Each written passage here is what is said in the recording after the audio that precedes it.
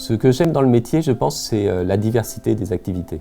C'est-à-dire que j'ai beaucoup de contacts avec beaucoup de personnes qui viennent d'horizons différents, avec évidemment un intérêt commun, qui est une meilleure compréhension de ce qu'est le cancer. Donc avec beaucoup de biologistes, mais aussi avec des médecins, aussi avec des physiciens, aussi avec des mathématiciens. Donc ça, c'est quelque chose qui est extrêmement stimulant en fait.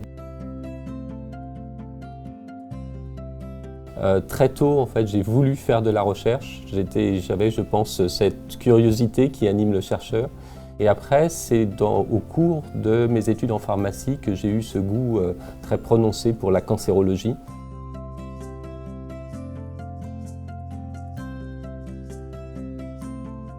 Je suis donc en charge d'une structure de recherche. Donc il y a toute une partie en fait de gestion, de management. Et puis, il y a une partie de recherche pure. Ça passe par beaucoup de discussions avec les chercheurs, les doctorants, les post-doctorants du laboratoire. Et puis, on a également des réunions d'équipe. C'est généralement un chercheur ou un doctorant ou post-doctorant qui va présenter les travaux et les résultats qu'il a obtenus au cours de la dernière semaine ou des 15 derniers jours. Et on va discuter ensemble de l'intérêt des résultats observés et puis, s'il y a des problèmes, comment on peut passer outre ces difficultés pour continuer à avancer.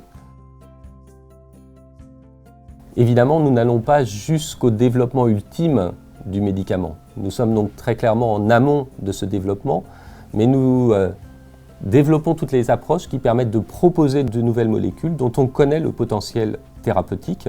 Et après, dans le cadre de coopération, en particulier avec les industries pharmaceutiques, eh bien, nous pouvons aller jusqu'au développement d'une molécule.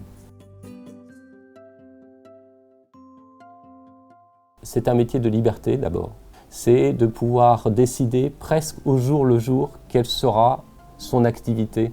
Donc on ne décide pas tout seul parce que c'est un métier d'équipe et ça c'est une autre facette importante de ce métier. Eh bien on va évidemment poser des questions scientifiques. Avant de penser à y répondre, il faut arriver à justifier et trouver la bonne question. Et ça ce sont des choses qu'on définit ensemble et puis au jour le jour, on définit quelles expériences on va pouvoir réaliser pour répondre aux questions posées. Curiosité, rigueur, ce sont des choses qui reviennent constamment et qu'il faut savoir marier au mieux. Le retour que nous avons du grand public et donc des personnes qui souvent sont confrontées à la maladie est quelque chose qui est très fort pour un chercheur parce qu'en fait, ça nous ramène et ça nous rappelle si nécessaire pourquoi nous faisons ce métier-là.